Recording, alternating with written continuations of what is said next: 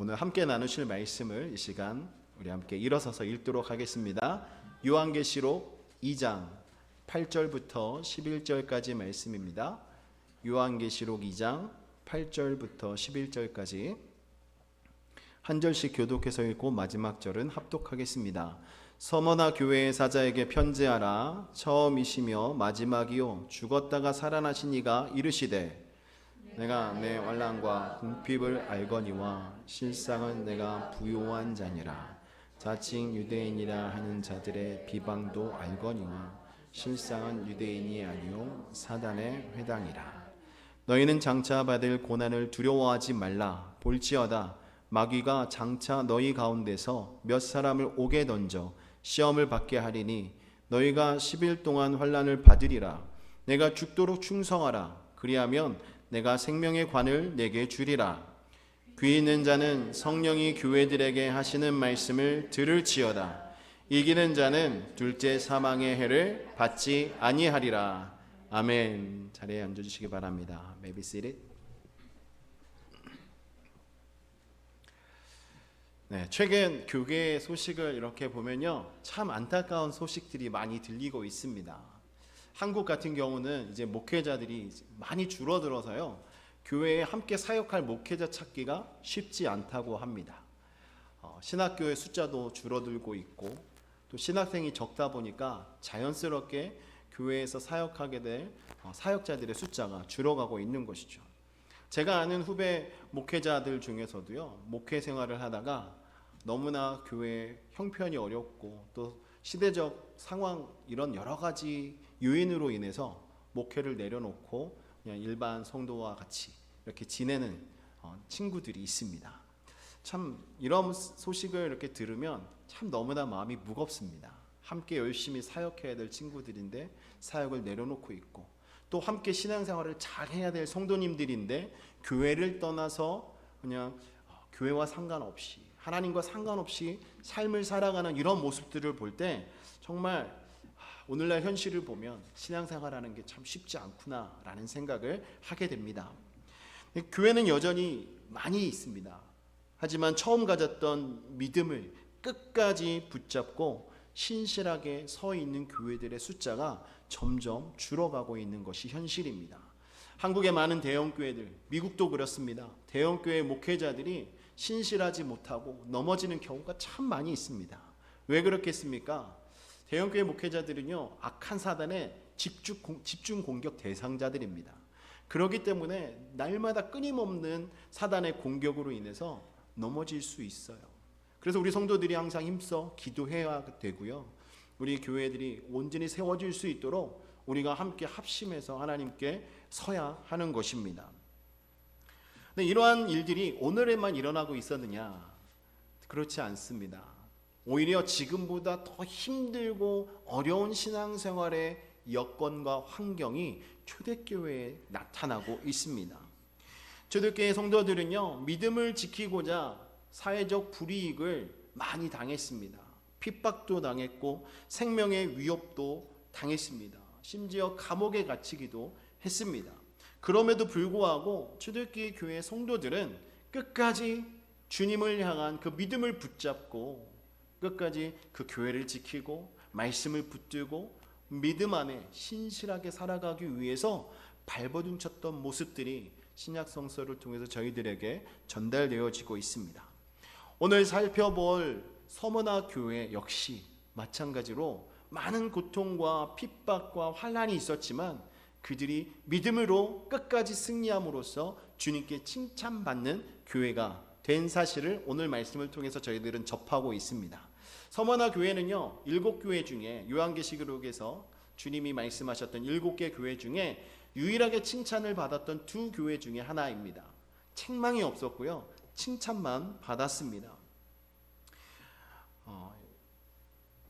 지난 시간에 나눴던 에베소 교회를 향한 예수님의 마음속에는 그들의 수고를 아셨고 그들도 칭찬하셨지만 책망거리도 있었습니다. 첫사랑을 잃었던 그 마음을 하나님께서 책망하셨죠. 그래서 다시금 돌아오라고 말씀하셨습니다. 그런데 오늘 말씀에 등장하는 서머나 교회는요, 그러한 책망조차 기록되어져 있지 않은 교회입니다. 이 서머나는요 터키 땅에 있습니다. 오늘날 이즈미르라는 지역인데요. 에베소 지역으로부터 북쪽으로 한 40마일 정도 떨어진 지역에 위치해 있습니다. 이 서머나 지역은요 관광지로도 유명하고 또 많은 상품들이 거래됐던 지역인데요. 그래서 너무나도 부유하게 삶을 살았습니다. 이 서머나라는 지역의 이름은요 우리가 잘 알고 있는 향유 몰약에서 기원됐습니다. 왜냐하면 이 지역은 아주 많은 향유가 거래되던 지역이었습니다. 특산물, 서머나의 특산물 하면 바로 몰약이었습니다. 그리고 이 지역은 너무나 황제 숭배가 만연했던 곳입니다. 그 당시에 도시가 성장하기 위해서는요 황제에게 잘해야 됩니다. 황제에게 잘 보여야 그 도시가 개발되고 발달되고 살아가는데 풍요로움을 경험할 수 있었습니다. 그러다 보니까 이 서머나 지역은 황제를 숭배하는 사람들의 그 마음이 아주 뜨거웠고요. 그렇기 때문에 서머나 교회 성도들처럼 예수 그리스도가 나의 주님이십니다 라고 고백하는 사람들은요 핍박의 대상이었습니다. 그 당시에 가이사가 나의 주님입니다 이런 고백을 하지 않으면 그 자리에서 죽여도 그 누구도 아무 말 하지 않았던 시대입니다. 이런 환경 속에서 서머나 교회 성도들은 예수 그리스도가 나의 주님이심을 날마다 고백하고 그 주님을 끝까지 의지하며 살아가는 삶을 살아갔습니다. 그래서 9절 말씀을 보시면 예수님께서 이렇게 말씀합니다. 내 환난과 궁핍을 알거니와 실상은 내가 부요한 자니라. 그들이 힘들고 어려운 삶을 살았지만 그들의 실상은 부요했다라고 예수님이 말씀하고 있습니다. 무엇이 부요했을까요? 여러분 그러면서 예수님께서 마지막에 한 가지 더 당부하시는데요. 이들에게 죽도록 충성하라라고 말씀합니다. 오늘날 교회에서도 주님께서 찾으시는 모습은요 화려한 성공이나 눈에 보이는 규모가 아닙니다. 바로 어떤 환경, 어떤 상황 속에서도 끝까지 인내하며 끝까지 믿음을 지키는 충성스러운 모습, 그 모습을 가지고 있는 교회를 예수님께서는 찾고 계십니다. 오늘 말씀을 통해서 끝까지 충성하는 교회라는 제목으로 말씀을 전하려고 합니다. 서머나 교회의 모습을 통하여 저희들의 삶을 돌아보고 또 저희 교회의 모습을 돌아보면서 우리 모두가 다 끝까지 주님께 충성하는 교회와 성도가 되기를 주님의 이름으로 축원합니다. 첫 번째는요, 고난 가운데서도 주님은 우리의 형편을 알고 계신다라고 오늘 말씀은 저희들에게 가르쳐 주고 있습니다. 8절 말씀에서 예수님이 자신을 이렇게 소개하고 계십니다. 처음이며 마지막이요 죽었다가 살아나시니. 예수님의 모습은요 처음이자 마지막이고 죽었다가 살아나신 분이라는 것입니다. 이렇게 예수님을 소개하는 이유가 어디에 있겠습니까? 서머나 교회 성도들 입장에서 매일 고난을 당하고 있고 핍박 속에 있고 정말 삶의 끝이 보이지 않는 정말 끝없는 고난의 여정과 같은 그런 삶 속에서 주님께서 내가 처음이자 마지막이다, 나는 죽었다가 살아난 자다 라는 부활의 주님의 이 음성을 들었을 때 얼마나 위로가 되었겠습니까? 두려움에 떨고 있는 서머나 교회 성도들에게 예수님께서 힘을 주시고 있는 거예요. 죽음도 이기신 예수 그리스도, 너희가 믿는 예수가 바로 이런 분이다라는 것을 가르쳐 주시면서 두려워하지 말아라. 지금 너희가 당하고 있는 이 어려움 속에서도 너희가 끝까지 견디고 이겨라. 나는 처음과 마지막이고 죽었다가 살아난 예수다. 이렇게 말씀을 하고 있는 것입니다. 그래서 서머나 교회는요, 아마 이러한 말씀을 들었을 때 마음속에 큰 위로가 되고 큰 힘이 되었을 것입니다. 내가 더욱더 처음과 나중이신 예수 그리스도를 바라보면서 끝까지 이 믿음을 지켜야지. 죽음에서 이기신, 죽음에서 부활하신 주님을 기억하며 나도 죽음을 두려워하지 않고 죽음을 이기신 주님처럼 이 세상을 살아가야지라는 다짐의 모습을 가질 수 있었을 것입니다. 여러분, 이 시대에만 예수님이 그러신 것이 아닙니다. 오늘날도 마찬가지로 처음과 끝이 되시는 분입니다. 그리고 죽었다가 부활하신 살아계신 하나님으로서 저희들에게 그 부활의 능력을 전해주고 계십니다. 우리 주님은 생명의 주인이 되십니다. 그렇기 때문에 우리가 붙들어야 될 소망은요, 우리 삶 속에 있는 어려운 문제나 고난이 사라지기를 바라는 것이 아니라 고난 가운데 함께 하시는 그 주님을 붙잡고 그 주님께서 주시는 그 승리를 맛보는 성도가 되어야 할 줄 믿습니다. 아마 예수님께서 서머나 교회 성도들에게 이렇게 자신을 소개하신 이유도 내가 너희와 함께하고 있다, 걱정하지 말아라, 두려워하지 말아라, 이렇게 격려를 하고 계시는 것이라고 저는 믿습니다. 그 뒤이어서 예수님이 말씀합니다. 내가 내 환난과 궁핍을 알거니와. 여기서 안다라는 헬라어는요, 오이다라고 말합니다. 구약에서 히브리어에서 말하고 있는 야다의 의미도 가지고 있지만 조금 더 다른 의미도 내포하고 있습니다. 그래서 이 말씀 속에 단순히 사실을 알고 있다라는 것뿐만이 아니라 분명히 보고 있고 모든 상황을 완전히 이해하고 있다라는 뜻을 가지고 있는 거예요. 그러니까 지금 서머나 교회 성도들, 너희가 당하고 있는 고난 내가 보고 있고 내가 알고 있고 내가 너희를 지켜보고 있다, 이렇게 이야기하시는 거예요. 서머나 교회 성도들의 마음은 어떠했겠습니까? 이 말씀을 듣기 전까지는 정말 그들이 당하는 고통과 어려움, 이 모든 것을 누구에게 말도 할 수 없고 정말 마음속으로 품고 주님 앞에 눈물로 기도하며 주님께 매달리고 있었을 것입니다. 그런데 주님이 그 모든 것을 다 알고 있다라고 말씀하고 있어요. 여러분도 이런 일 경험한 적 있지 않으십니까? 여러분의 아픔과 여러분의 슬픔, 여러분들이 남들에게 말하지 못할 이런 상황 속에 있을 때 누군가가 여러분을 안아주면서 그래, 난 너의 아픔을 다 알아. 아니면 너가 얼만큼 힘든지 다 알아. 내가 다 이해할 수는 없지만 그래도 너가 지금 힘들다는 걸 알아 하면서 안아주고 이해해 줄 때 갑자기 나도 모르게 눈물이 터지고 마음의 위로를 받는 이런 경우들을 경험하셨을 것입니다. 주님께서는 이 세상 그 누구보다도 우리를 잘 아시는 분입니다. 그래서 여러분의 아픔과 여러분의 고난을 그 누구보다 잘 아신다는 거죠. 그렇기 때문에 우리는 그 주님 앞에 우리의 모든 것을 아뢰는 성도가 되어야 합니다. 주님께서 우리를 인도하시고 우리의 아픔을 살펴주심으로 저희에게 참된 위로와 평안이 있게 된다는 것입니다. 다윗도 이러한 확신의 고백을 하고 있습니다. 시편 56편 8절 말씀에 보시면 나의 유리함을 주께서 계수하셨사오니 나의 눈물을 주의 병에 담으소서, 이것이 주의 책에 기록되지 아니하였나이까 라고 고백하고 있습니다. 다윗의 삶을 보면 어떻습니까? 다윗의 삶을 보면 너무나 고된 삶이었습니다. 정말 왕으로서 평안하게 많은 것을 누리며 살아갔을 것 같은데도요, 정말 그 삶 곳곳에 있는 어려움이 참 많았습니다.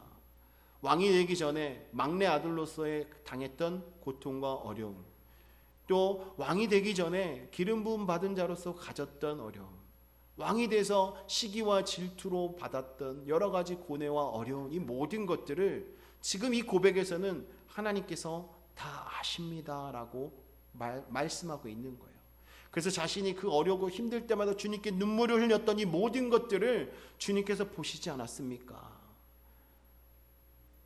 이 고백은 하나님은 결코 나의 눈물을 외면하시는 분이 아닙니다 라는 고백을 하고 있는 것입니다. 여러분들이 주님 앞에 흘리는 눈물은 하나도 헛된 눈물이 아닙니다. 하나님께서 다 기억해 주시고 하나님께서 위로해 주시는 것입니다. 우리가 사람들에게 이해받지 못할 때도 하나님은 우리의 아픔을 가장 정확하게 알고 계십니다. 하나님께 응답받아서 하나님의 뜻을 쫓아 그 길을 걸어갈 때 사람들의 상식과 사람들의 생각으로 이해되지 않아서 많은 말들을 할 때에도 하나님은 저희들에게 내가 너의 마음을 안다, 너의 눈물을 안다, 내가 너의 모든 형편을 안다라고 말씀하십니다. 그 주님은요, 히브리서 4장 15절 말씀에 보시면 우리에게 있는 대제사장은 우리의 연약함을 동정하지 못하실 이가 아니요 모든 일에 우리와 똑같이 시험을 받으신 이로되 죄는 없으시니라 라고 말씀합니다. 그러니까 이 주님은 우리와 동떨어진 곳에 계시면서 너희를 안다라고 말씀하는 분이 아니에요. 주님은 이미 이 땅에 오셔서 저희와 똑같은 시험을 받으셨고 똑같은 고난을 받으신 분입니다. 그렇기 때문에 더욱더 우리의 고난을 누구보다도 잘 아신다는 거죠. 여러분, 주님이 이렇게 몸소 육신의 몸을 입고 이 땅에 오셔서 저희와 똑같은 시험을 받으시고 모든 일을 감당해 주셔서 결국 저희가 그 주님의 능력을 힘입어, 그 은혜를 힘입어서 담대하게 하나님의 보좌 앞에 나와 예배할 수 있게 된 것 아닙니까? 서머나 교회는요, 너무나도 힘들고 어려웠습니다. 그렇게 부유한 도시에 살면서도 많은 것을 누리지 못했습니다. 예수를 믿었기 때문에 가진 모든 것을 빼앗기고 그들이 누리지 못하면서 삶을 살았기 때문에 아마 그 지역 사람들이 예수 믿는 서머나 교회 사람들을 볼 때는요, 저 사람들 너무 불쌍해, 너무 무식해, 그냥 조금만 포기하면 편안하게 살 수 있을 텐데, 누리고 살 수 있을 텐데, 왜 무엇 때문에 저들은 저렇게 고생하며 사는 거야? 이런 말들을 했을 것입니다. 예수 믿지 않는 가까운 지인들이 와서 분명히 얘기했을 거예요. 야, 그냥 네가 그냥 한 번만 노하면 될 건데 왜 그렇게 하지 않니? 봐봐, 내가 이렇게 하니까 너보다 잘 누리며 살고 있잖아. 그런데 여러분, 실상은 어떻습니까? 예수님이 말씀하시는 것처럼 실상은 내가 부요한 자니라. 여러분, 세상 사람들이 보기에는 저희들이 아무것도 없는 것 같고 아무것도 누리지 못하는 것 같고 세상 속에서 가장 멍청하게 살아가는 것 같이 보일지 모르지만 하나님은요, 겉으로 보이는 것으로 평가하시는 것이 아니라 우리의 믿음을 보시고 우리를 평가하시는 분입니다. 그렇기 때문에 우리의 물질이 부족하고 우리가 남들보다 조금 지혜롭지 못하고 우리가 세상 사람들이 봤을 때 정말 어떻게 저렇게 살아갈 수 있지라고 손가락질 당할 지언정, 여러분, 우리가 하나님과의 관계를 온전히 맺고 믿음 안에 서서 살아가신다면 그것이야말로 가장 부요한 자임을 믿으시기 바랍니다. 하나님 안에서 누리는 참된 부요함은 바로 그러한 것입니다. 세상의 것들로 판단하지 않습니다. 얼만큼 우리가 주님 앞에서 주님과 깊은 관계를 맺으며 하나님의 인도함을 받고 있는가, 이것이 참 중요하다는 것입니다. 여러분, 신앙생활 잘하면, 기복주의 신앙 가지고 계신 분들은 복 받는다라고만 생각하시잖아요. 근데 여러분, 사실 예수 잘 믿으면 복 받는 게 사실이긴 합니다. 하나님이 약속하신 거잖아요.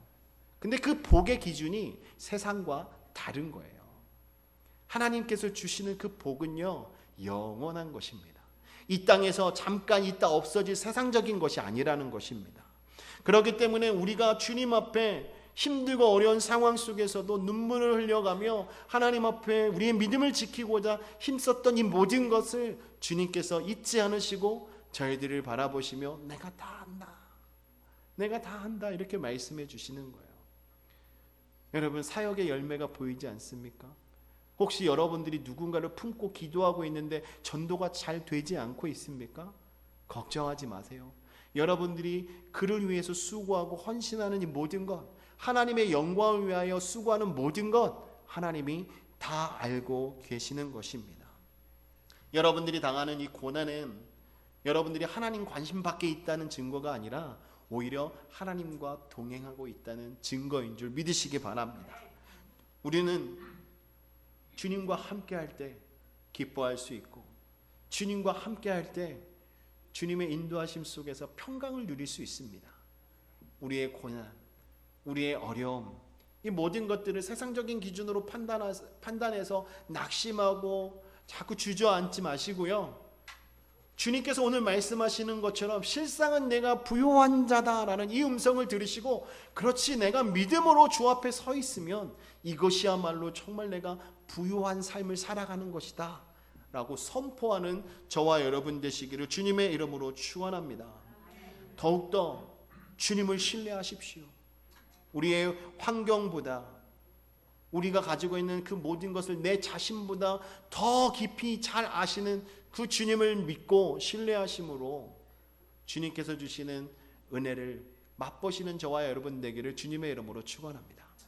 두 번째는요, 두려움보다 주님의 약속을 붙드는 교회입니다.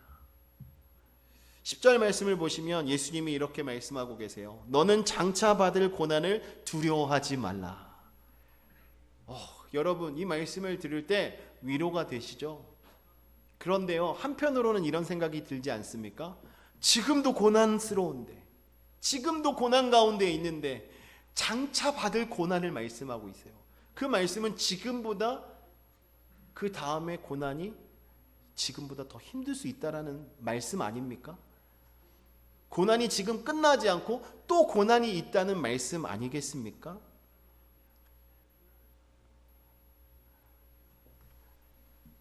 그런데 여러분, 그 뒤에 말씀 보시면 볼지어다 마귀가 장차 너희 가운데서 몇 사람을 옥에 던져 시험을 받게 하리니. 그런데 주님이 뭐라고 말씀하세요? 두려워하지 말라. 그렇죠? 앞으로 더 고난을 받게 될 것인데 두려워하지 말라라고 말씀을 하고 있습니다. 여러분, 주님께서 서머나 교회 성도들에게 지금 너희가 고난 가운데 있는 걸 내가 아니까 이 고난을 없애줄게 라고 말씀을 하셨으면 얼마나 좋겠습니까? 근데 지금 고난을 없애주겠다라고 말씀하지 않으시고요, 그 고난 가운데도 내가 너희와 함께 할 것이다. 그리고 장차 올 고난을 미리 알려주고 계십니다. 그 고난을 대비할 수 있도록, 그 고난을 준비할 수 있도록 가르쳐주고 있습니다. 여러분, 중요한 것은 무엇인지 아십니까? 우리의 삶 속에 고난이 있고 없고의 문제가 아니라 그 고난 속에서 과연 나는 누구를 바라보고 있는가입니다. 과연 여러분은 누구를 바라보고 계십니까? 힘들고 어려울 때 누구를 바라보고 계십니까? 주변에 이 부분에 능통한 분에게 연락해서 이럴 땐 어떻게 해야 합니까? 근데 여러분, 오늘 말씀 속에서 주님께서 주시는 이 권면을 받아들이셔야 돼요. 어떤 고난 가운데서도 두려워하지 말라. 주님이 저희와 함께 하시기 때문에, 처음과 끝이 되신 그 주님이 우리와 함께 하시기 때문에 우리는 두려워하지 않아야 하는 것입니다. 이 두려움은요, 우리의 믿음을 연약하게 만듭니다. 약하게 만들어요.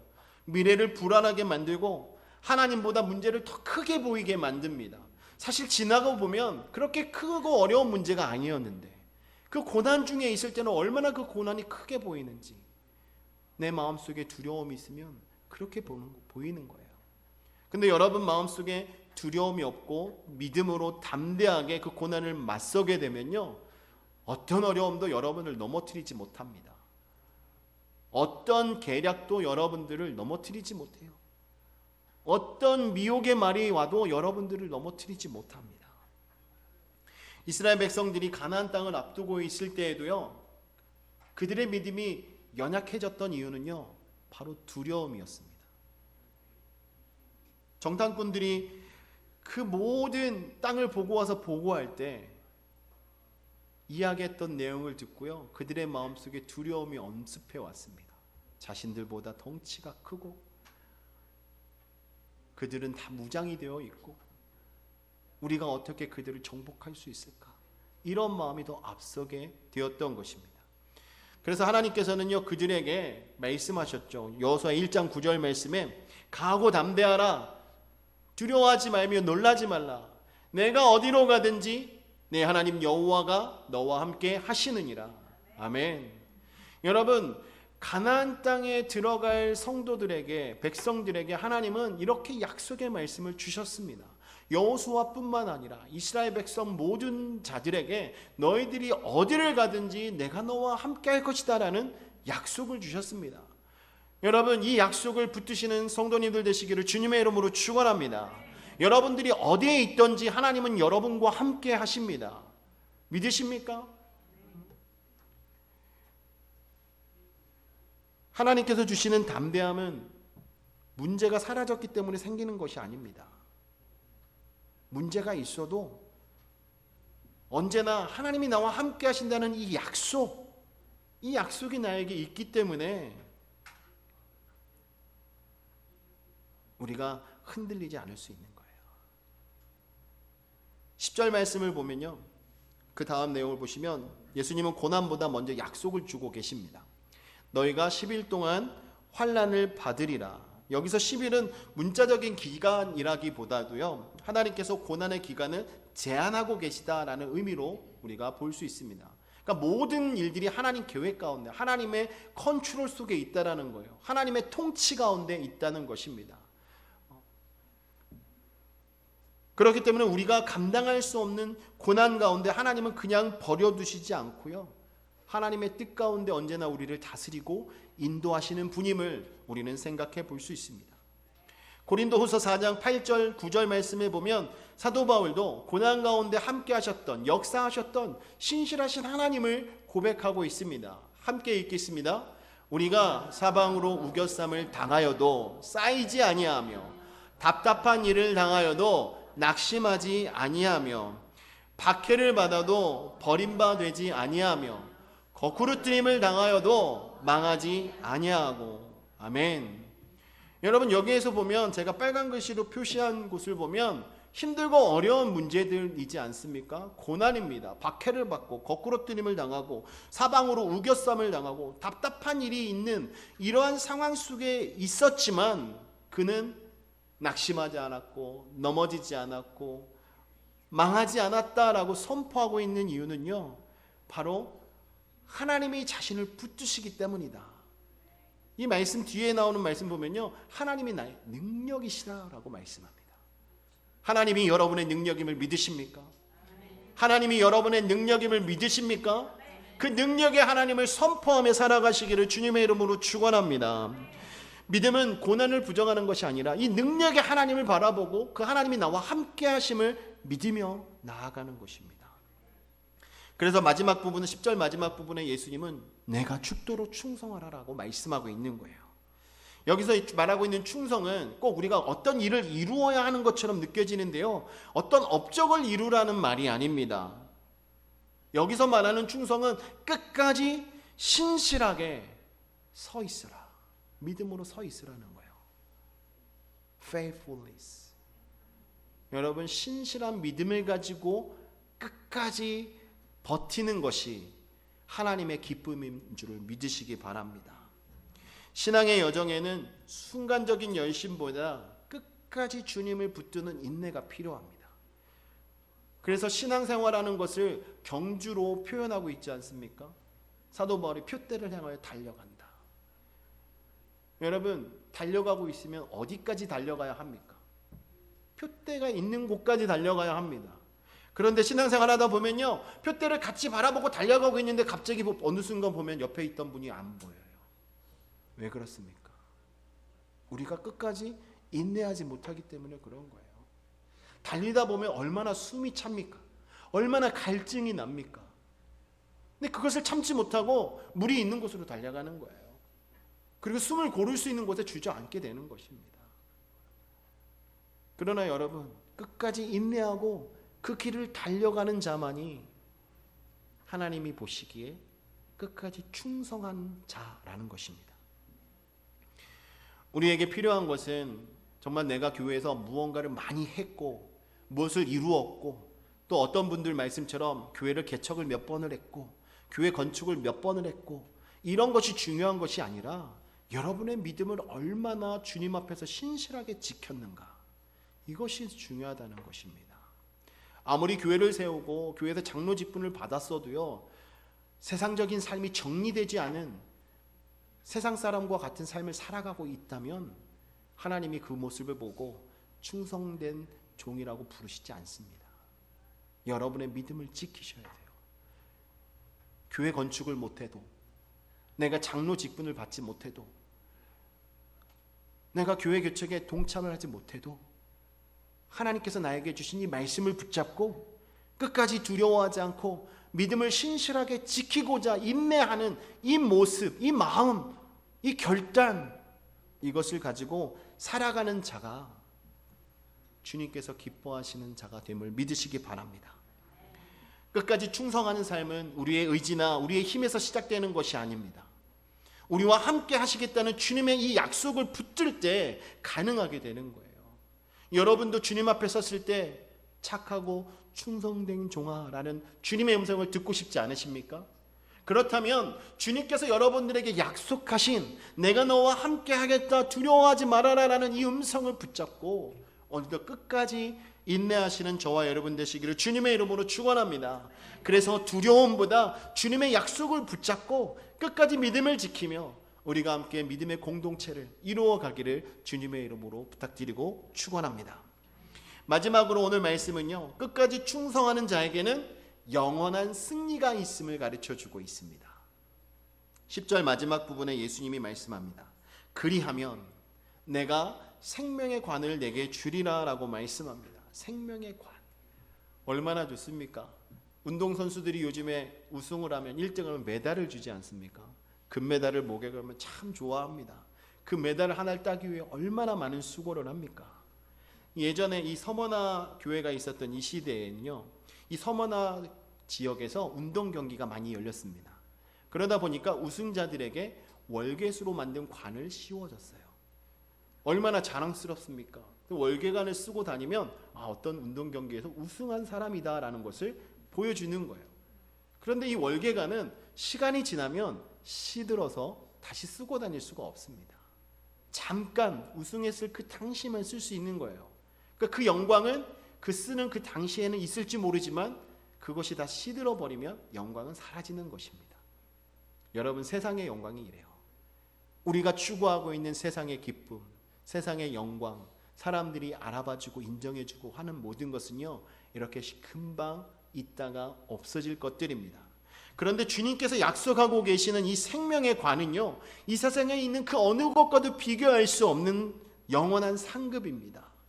사람에게 인정받는 명예는 사라질 수 있지만 이 하나님께서 주시는 상급은 영원하다라는 사실을 믿으시기 바랍니다. 주님께서 주시는 이 생명의 관을 쓰고 우리는 주님께서 저희들에게 주시는 영원한 나라에서 살아가게 될 줄 믿습니다. 디모데후서 4장 8절 말씀해 보시면 사도 바울은 자신의 마지막을 바라보면서 이렇게 고백을 하고 있습니다. 이제 후로는 나를 위하여 의의 면류관이 예비되었으므로 주 곧 의로우신 재판장이 그날에 내게 주실 것이며 내게만 아니라 주의 나타나심을 사모하는 모든 자에게도니라. 아멘. 사도 바울은 믿음이 있었어요. 주님께서 자신에게 의의 면류관을 주실 것이라는 것. 근데 그 주님은요, 의로운 재판장이십니다. 공의로운 분이에요. 우리가 하나님 앞에 헌신한 만큼 하나님께서 인정해 주신다라는 것이죠. 사도 바울이 나만 받을 거야 라고 말하지 않았습니다. 주님의 나타나심을 사모하는 모든 이들에게 동일하게 주신다라고 말씀하고 있죠. 이 말씀은 오늘도 사도 바울처럼 주를 위하여 자신의 삶을 드리고 믿음을 지키기 위해서 인내하며 끝까지 신앙의 여정을 마치는 모든 분들에게 의의 면류관을 하나님께서 주신다는 약속임을 믿으시기 바랍니다. 사도 바울의 삶도요, 너무나 힘들고 고됐습니다. 정말 목숨을 잃을 뻔한 적도 많았고요. 많은 위협들이 있었지만 그럼에도 불구하고 끝까지 복음을 전했습니다. 감옥에 갇혀서도 복음을 전했습니다. 이러한 고난의 연속이었지만 그럼에도 불구하고 하나님께서 주신 그 약속을 붙잡고 끝까지 그 길을 걸어갔던 거예요. 그래서 그 어려움 속에서도 하나님께서 자신에게 주실 그 의의 면류관을 바라보며 기뻐했던 이 모습을 저희들에게 전하고 있는 것 아니겠습니까? 믿음의 사람은요, 지금 눈앞에 있는 어려움만 보지 않습니다. 힘들고 어렵지만 고난 가운데 있지만 우리와 함께 하시는 하나님을 바라보는 믿음의 눈을 가지고 살아가는 자가 바로 믿음의 사람입니다. 그러한 자들은요, 하나님께서 주실 그 영원한 상급 때문에 언제나 기뻐하고 언제나 감사할 수 있게 되는 것이죠. 11절 말씀에 이렇게 말합니다. 귀 있는 자는 성령이 교회들에게 하시는 말씀을 들을지어다. 이기는 자는 둘째 사망의 해를 받지 아니하리라. 여러분, 이렇게 끝까지 충성하는 자, 끝까지 신앙의 여정을 완주하는 자, 믿음을 지키는 모든 자들에게는요, 둘째 사망의 해를 받지 않는다라고 말합니다. 여러분, 첫째 사망은요, 육신의 죽음입니다. 피할 수 있는 사람이 없어요. 여기 계신 모든 분들이 첫째 사망을 할 거예요. 그런데 주님이 오신다면 하지 않겠죠. 그런데 둘째 사망은요, 믿지 않는 자들에게는 해당이 됩니다. 그러나 우리가 예수를 믿고 끝까지 우리의 믿음을 지킨 충성되의 삶을 살아간 성도들에게는요, 이 둘째 사망의 해가 없을 것이다 라고 약속하고 있습니다. 얼마나 감사합니까? 이 말은요, 우리가 영원한 삶을 살아가게 된다는 거예요. 이 약속을 붙드십시오. 힘들고 어려울 때 이 말씀을 생각해내셔야 합니다. 여러분, 어떤 순간에도 두려워하지 마세요. 끝까지 충성하십시오. 끝까지 믿음을 지키십시오. 그러한 모든 분들에게 둘째 사망의 해가 없게 되는 은혜가 있을 줄 믿습니다. 요한계시록 21장 4절 말씀에 보시면 하나님께서 믿는 자들에게 또한 이렇게 약속합니다. 모든 눈물을 그 눈에서 닦아주시니 다시는 사망이 없고 애통하는 것이나 곡하는 것이나 아픈 것이 다시 있지 아니하리니 처음 것들이 다 지나갔음이로라. 여러분, 우리가 둘째 사망의 해를 맛보지 않고 주님과 함께 천국 잔치에 참여하는 그날에는요, 지금 말씀하신 것처럼 사망도 없고 애통이나 곡하는 것이 없고 아픈 것이 없습니다. 그렇기 때문에 여러분, 주님께서 예비하신 그 나라를 사모하며 우리 함께 이 길을 걸어갔으면 좋겠습니다. 여러분, 정말 끝까지 이기는 성도가 되셨으면 좋겠습니다. 낙오하지 마십시오.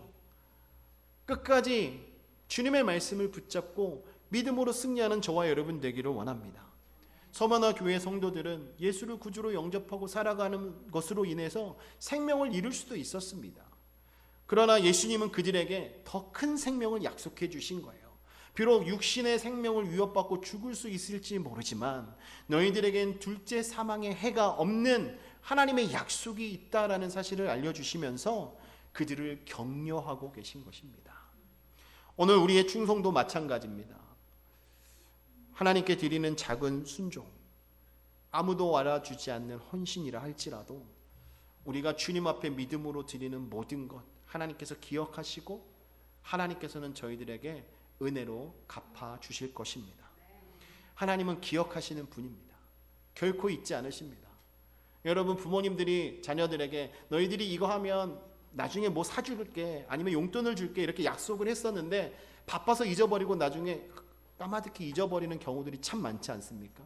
그래서 자녀들이 그때 이렇게 약속했는데 왜 안 주세요? 라고 말씀드리면요, 부모님들이 언제 그랬는데? 이러는 경우가 있습니다. 아니면 그래 그때 그 약속했었지, 그래 미안. 근데 주님은요 그러시지 않아요. 그 어떤 것도 주님은 다 알고 계십니다. 여러분의 영적 상태, 여러분의 삶의 모습, 주님은 일거수일투족 다 보고 계시고 다 알고 계십니다. 우리가 아무리 사람들 앞에서 잘 보이려고 포장을 하고 가리려고 해도요, 하나님 앞에서는 그렇게 할 수 없습니다. 여러분, 끝까지 믿음을 지키며 하나님께서 약속하신 이 승리를 맛보는 저와 여러분 되기를 주님의 이름으로 축원합니다. 요한계시록 3장 11절에 말합니다. 내가 속히 오리니 내가 가진 것을 굳게 잡아 아무도 내 면류관을 빼앗지 못하게 하라. 여러분, 우리는 끝까지 우리의 이 믿음을 잡고 가야 되는 거예요. 주님의 약속을 붙잡아야 하는 것입니다. 여러분의 믿음이 흔들리지 않게 해야 합니다. 여러분들을 방해하는 세력들이 너무나 많아요. 여러분 주변에 너무나 많습니다. 가까운 지인이 될 수도 있고요, 여러분의 자녀가 될 수도 있고요, 아니면 지금 당하고 있는 어려움이 될 수도 있고요, 아니면 여러분들이 좋아하는 것들이 될 수도 있습니다. 여러분들의 믿음을 흔들려고 여러분들에게 다가오는 것들을 경계하십시오. 그래서 여러분들이 믿음으로 끝까지 주님 앞에서 승리하시고 현재뿐만 아니라 앞으로 저희들에게 주어질 그 영원한 상급을 바라보시면서 끝까지 승리하시는 성도가 되시기를 주님의 이름으로 축원합니다. 오늘 말씀을 정리하겠습니다. 이 서머나 교회는 화려하지도 않았고 부유하지도 않았고 정말 많은 어려움 가운데 고통을 당하며 신앙생활했던 교회였습니다. 그럼에도 불구하고 이들은 끝까지 그들이 충성함으로 믿음을 지키며 살아갔습니다. 그래서 주님께서 그들의 충성을 인정하시지 않았습니까? 저와 여러분도 서머나 교회처럼 끝까지 충성하는 교회가 되어서 하나님께서 여러분들에게 약속하신 영원한 상급을 받아 누리시고 정말 주님의 그 약속하심을 붙들고 끝까지 이 믿음의 여정을 승리하시는 저와 여러분 되시기를 주님의 이름으로 축원합니다.